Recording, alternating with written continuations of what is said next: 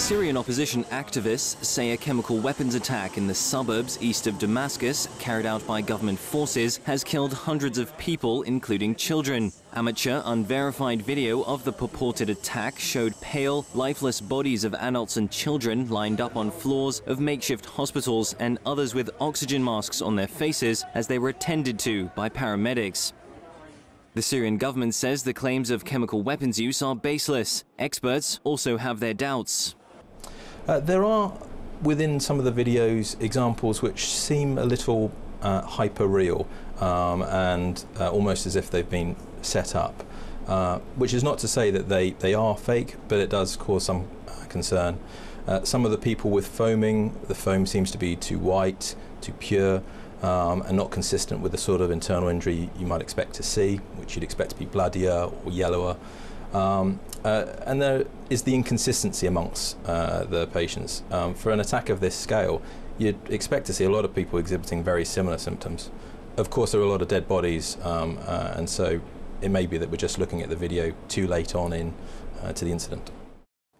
Anti-government activists say the chemical weapons attack was part of a wider offensive by President Bashar al-Assad's forces on Damascus's Ghouta suburb, which included heavy artillery and rocket fire. The claims coincide with a visit to Syria of a 20-member UN team tasked with investigating 3 sites where chemical weapons attacks allegedly occurred during the past year. But the international community is now calling on the team to verify the facts of this latest alleged attack.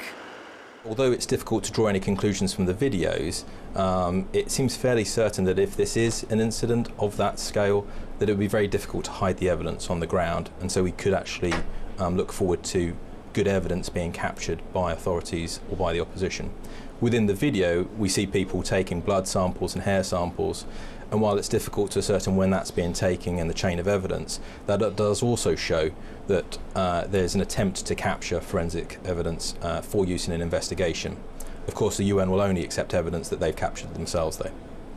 Reports on the ground, meanwhile, appear to support the activists' claim that a chemical weapons attack did in fact take place, something which will pile pressure on the Syrian government to grant the UN team access to the site of the alleged massacre. So Human Rights Watch has spoken today to 10 residents from Eastern Ghouta, including 2 physicians.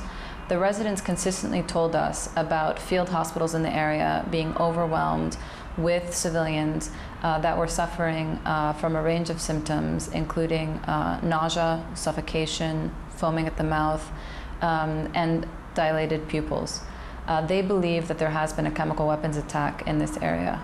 We cannot confirm that, but there is enough information here to really require that the Syrian government give permission to the UN mission, which is currently in Damascus, to go to these sites to investigate the allegations of chemical weapons use. Syria's information minister has called activists' claims of a chemical weapons attack a fabrication intended to mislead the UN mission. The international community, led by the US, is calling for a full investigation. Syria's bloody civil war, meanwhile, rages on, with the UN estimating the death toll is now above 100,000.